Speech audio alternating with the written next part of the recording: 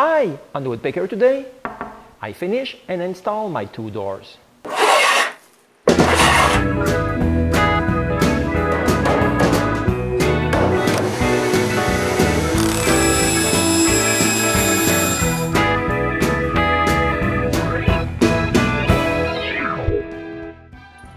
In my last episode, we prepared all the wood for the doors.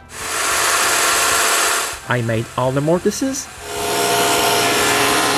and made a lot of sawdust when I cut the raised panels coves. Now, speaking of sawdust, I will make a lot more because I need to sand all the coves with the linear sander and an 80 grit sandpaper. Sanding is fun. So much so that I did it for several hours just for the 80 grit pass. But at least I had nice company. And just looking at her shaking with excitement, I can say that she really likes being here with me. If you're wondering what my repair looks like, here it is. It's less noticeable than the cut, but still. I will put this side inside the shed. But now I need to sand the cove again, but this time with a 120 grit. To check my progress, I scribe line on the cove. Now that all the coves of the 8 raised panels are sanded, I can sand the interior of the frame.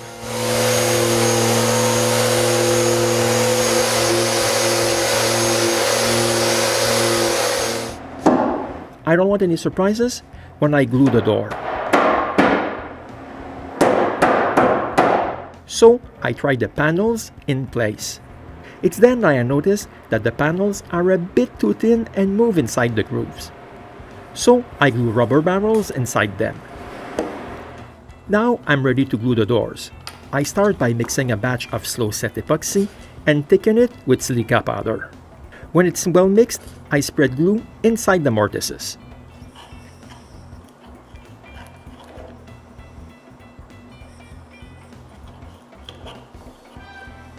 Then I insert a series of dominoes and push them at their place.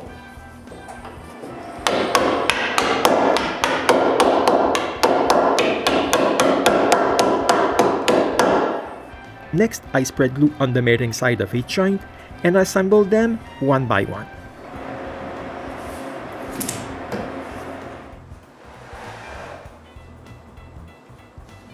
Since the coves of the raised panel are a bit too thin, I put a dab of glue in the center of the raised panel so they won't move. They will still be able to move with the seasonal changes, but they'll stay in the middle of their openings.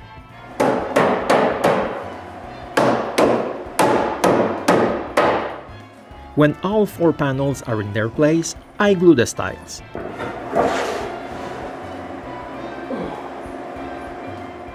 Door building needs a lot of precision. You can see it when I put together the stile, with 10 dominoes fitting 10 mortises at the same time.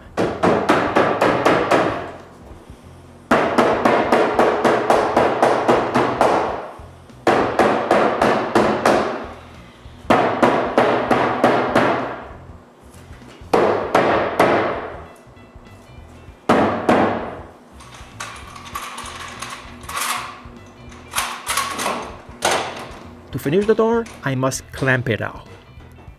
I use 3 clamps, 1 in front of each rail. Now I want to glue the second door.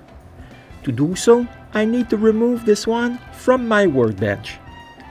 René is not here to help me, so with a lot of sweat, I managed to put it on the ground.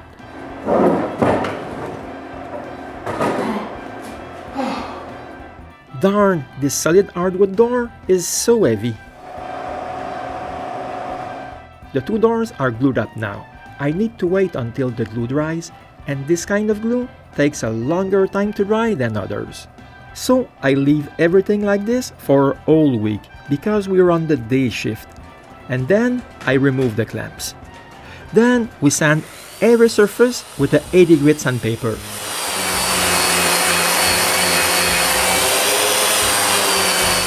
I use the big sander while René uses the small one.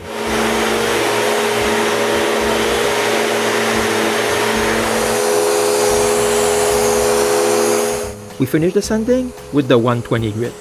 To follow our progress, I scribbled some lines on the wood.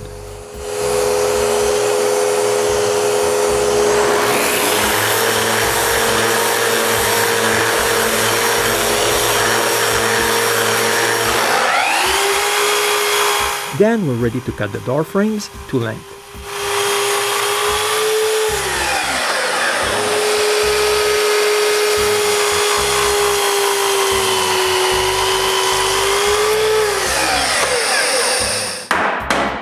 Then the length of each piece is checked in its opening. When I'm satisfied with the fit, I rip each frame piece to width.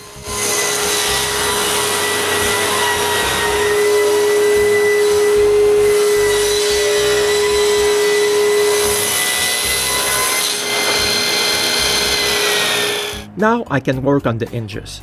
The first thing I do is make a master template for the hinges. After placing 1 inch on a piece of MDF, I trace a line around it and offset it by 3/32 of an inch. This offset is the distance between the collet and the router cutting bit.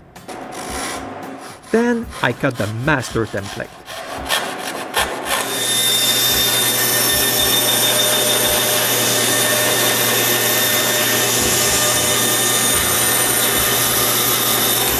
Now on a longer piece of MDF, using the master template, I cut the mortise's hinge placement with a pattern bit.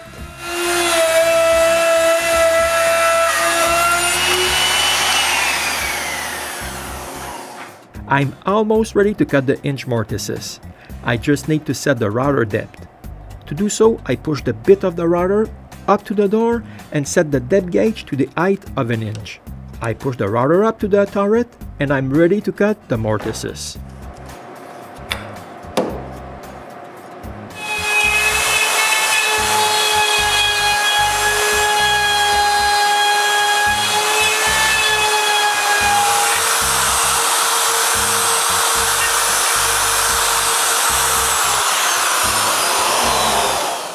When I think the bottom of the mortise is all clean, I remove the chips and check the bottom of the mortise with my fingers.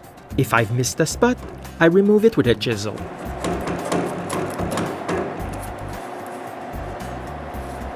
Then I can try the hinge. I just need to repeat this for the other 7 mortises.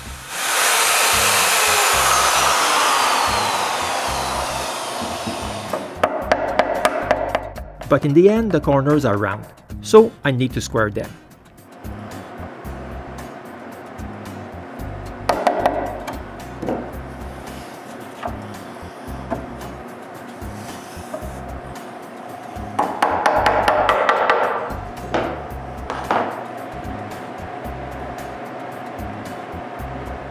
Then I try the hinge and confirm that everything is okay.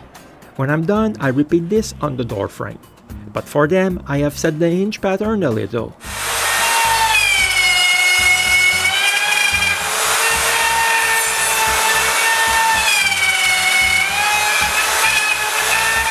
This is what a row of hinges looks like after placing 4 of them in place.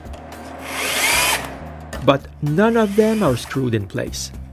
Before screwing them, I must drill a pilot hole in the center of each hinges hole with a Vicks bit. Then I drill deeper pilot holes using the Vicks bit hole as a guide.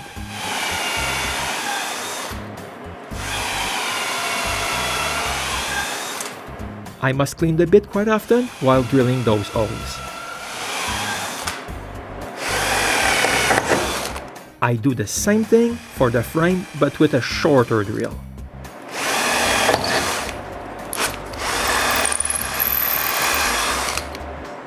Then I can screw the hinges. I use an impact driver for the first hinge. This was not my finest moment.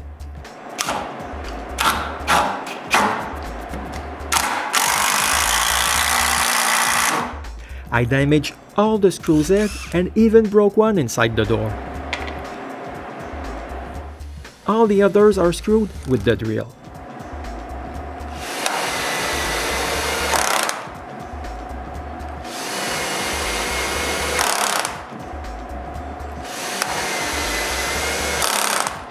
Now that all the hinges are in place, I can try it. Now that I know that this will work, I need to do the exact same thing for the other door. When all the mortises are done, we can sand the frame pieces. Again, I use the big sander and René the small one. Now that both frames are sanded, we put the door on the workbench and I cut a sliver at each end of both doors.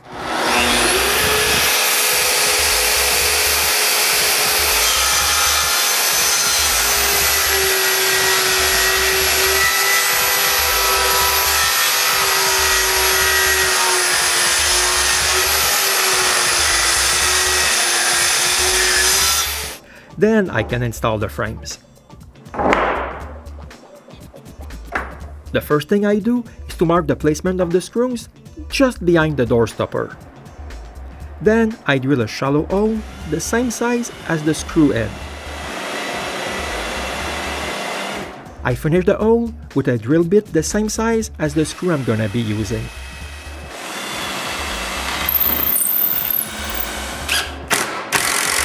And finally, I screw the frame.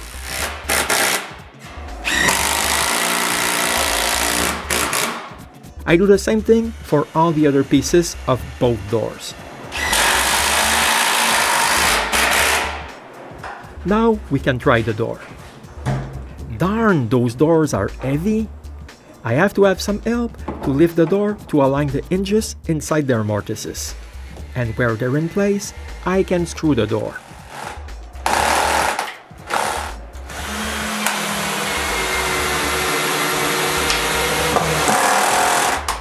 Then we can try the door. And yes, the floor has a small bump. The doors can close. We remove it and I try to plane the end grain of the stile. We reinstall the door.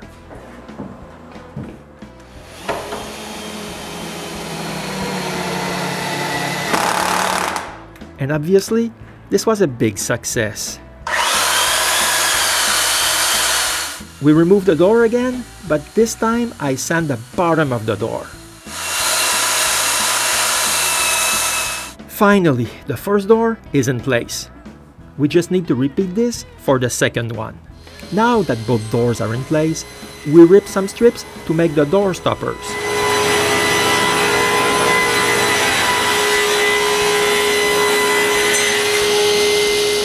Then I cut them to size.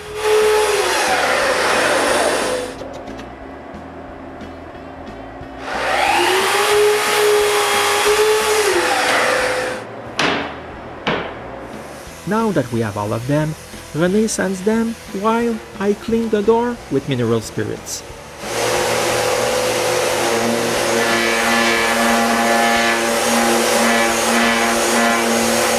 Then we can finally brush on the first coat of varnish. René does one door while I take care of the other.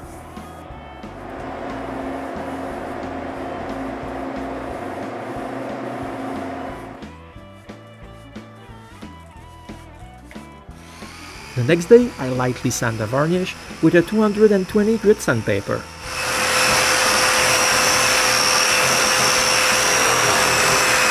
The cones are done with steel wool.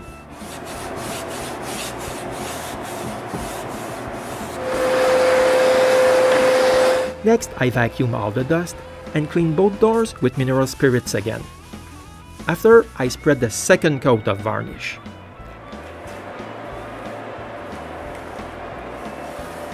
I do the exact same thing the next day for the third coat.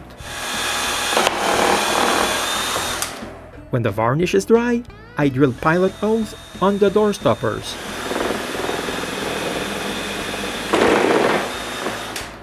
Then I can fix them in place. I begin by placing them at the right place and drill pilot holes into the door frame. Then I screw the stoppers.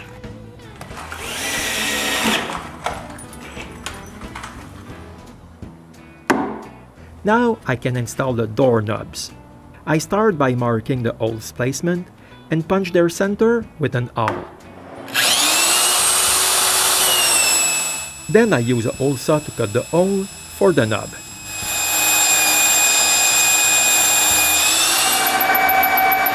When the center bit goes through the door, I stop and switch to the other side to finish the hole.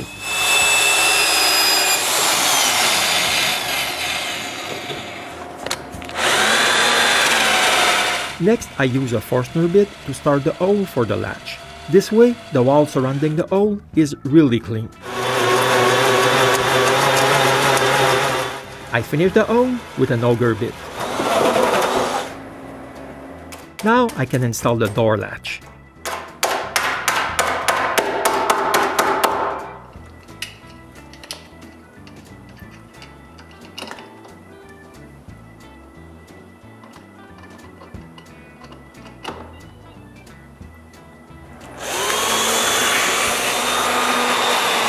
Then I drill the strike plates hole.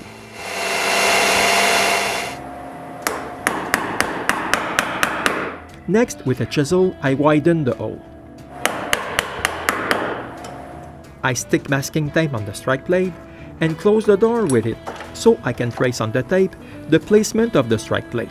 Next, I replace it in its position and drill shallow pilot holes with a Vicks bit. Then I can drill the actual pilot holes.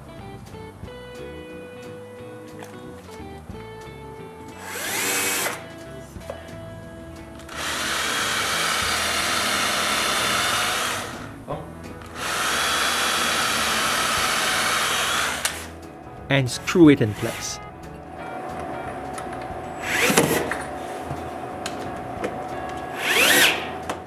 One door done, one more to go. I just need to repeat everything on this door. It took me forever to finish those doors. Over 5 weeks to be exact. Maybe if I haven't done so many snowmobile trips, it would have been much faster.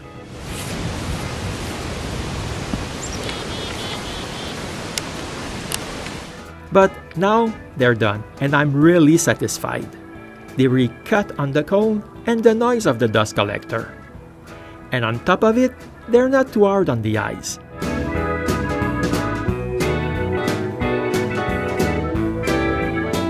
Thanks, and see you next time on the Woodpecker.